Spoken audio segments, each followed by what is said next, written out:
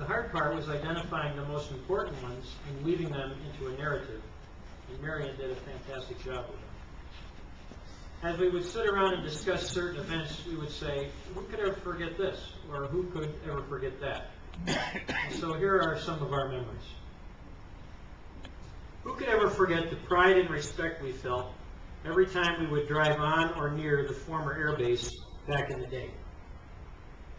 Who could ever forget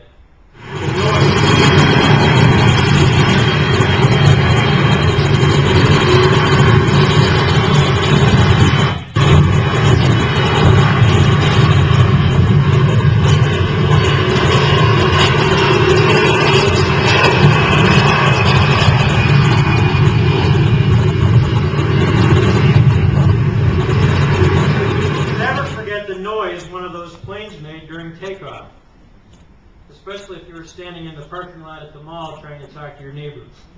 Who could ever forget the pride and respect we felt for the members of Desert Storm who came from Plattburgh? Who could ever forget the community spirit and energy that came out of our attempts to save the base? Who could ever forget the efforts of Clyde Lewis and others in our community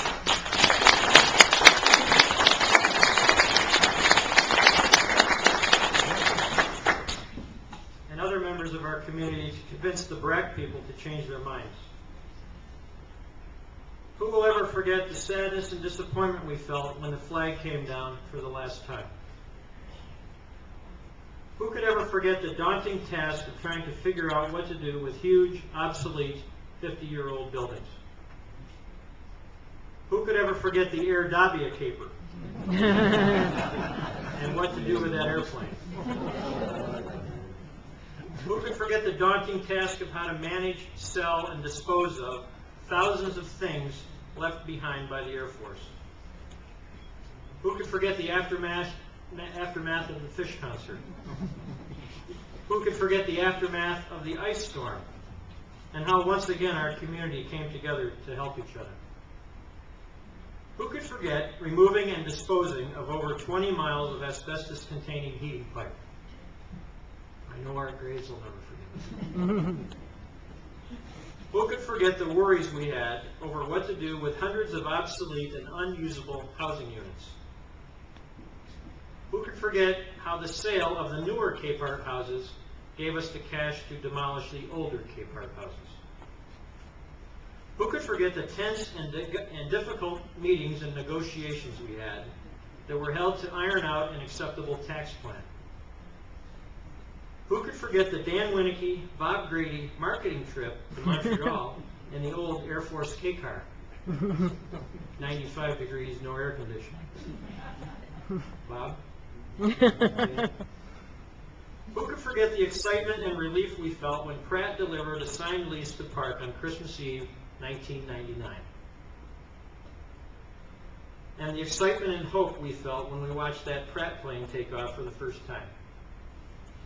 And the pride of accomplishment shared by each and every PARC person when the tail enclosure for the Pratt 747 was built and installed.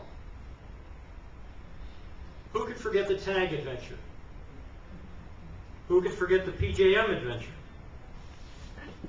Who could forget the efforts of all the good volunteers who helped to bring medical equipment to the needy people of Nicaragua? Who could forget the efforts to interpret and preserve the memory of the Battle of Lake Champlain and the War of 1812? And the breadth and depth of all the military history here in Plattburgh, including the parade grounds and Old Stone Barracks, and the nation's fledgling ROTC program.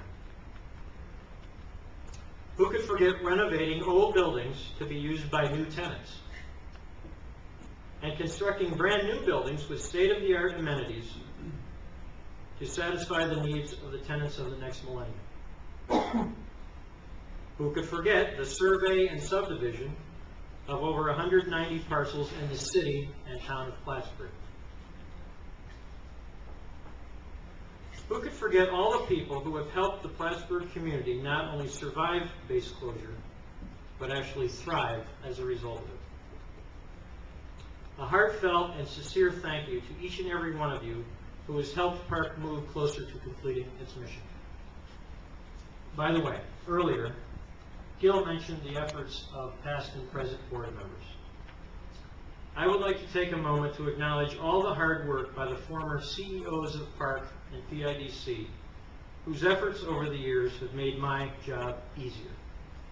Mr. Steve Ehrman, Mr. David Holmes, Mr. Mark Berry, and Mr. Dan Winnicky.